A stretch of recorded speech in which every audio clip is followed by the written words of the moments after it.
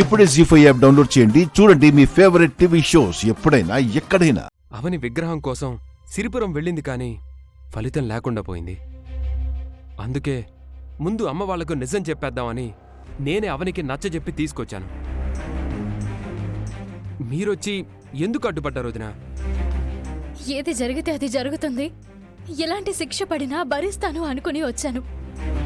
నువ్వెందుకు చేయని తప్పుని మీద వేసుకుని అందరిలో దోషమయ్యావు? కొంతమంది గోరంత మేలు చేస్తే వారికి కొండంత పేరొస్తుంది. ఇంకొంతమంది కొండంత త్యాగం చేస్తే చిటికెడంత పేరు కూడా రాకుండా అవమానం జరుగుతుంది. ఈ ఇంట్లో ప్రస్తుతం నీ పరిస్థితి అలా ఉంది.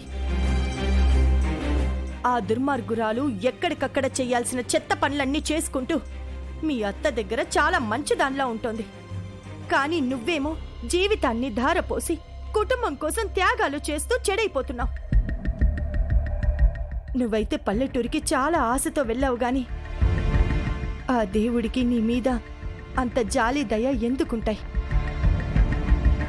అందుకే నువ్వు సిరిపురం నుంచి తిరిగొచ్చేసరికి ఇలాంటిదేదో జరుగుతుందని ముందే ఊహించాను.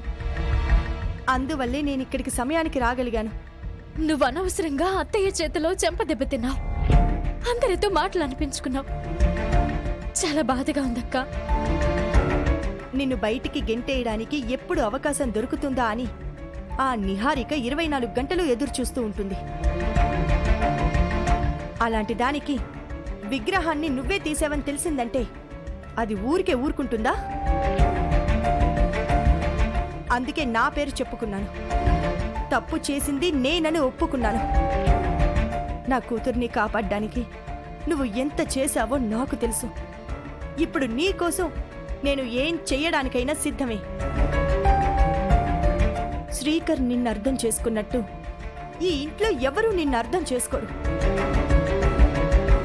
అందుకే నాకు ఎలాంటి శిక్ష పడినా పర్వాలేదు. మీ అత్త నా విషయంలో ఏదో ఒక నిర్ణయం తీసుకుంటాను అంది. ఇప్పుడు కొట్టింది, రేపు ఇంటికి రావద్దు అని అంటుంది. ఎల్లుండి నా మీద కంప్లైంట్ ఇస్తుంది. ఏదైనా అయితే నా కాపురానికి ఇబ్బంది అవుతుంది, కానీ నీ కాపురానికి ఏం కాకూడదు. అందుకే నేను అలా చేయాల్సి వచ్చింది. నువ్వేం బాధపడకవని నేను ఎంతవరకైనా తెగించి వాళ్ళని ఎదిరిస్తాను. నువ్వేం భయపడకు.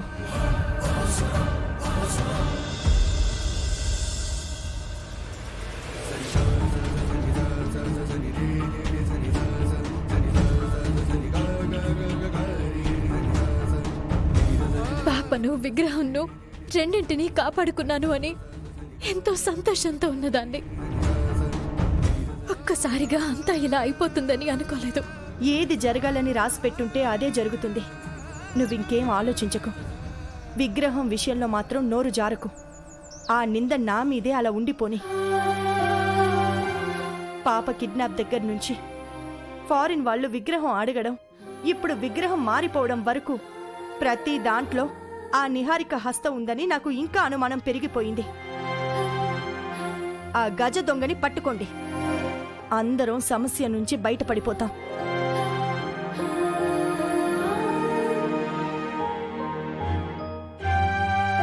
జీ5 యాప్ డౌన్లోడ్ చేసి అన్ని ఎపిసోడ్స్ పూర్తి ఉచితంగా చూడండి.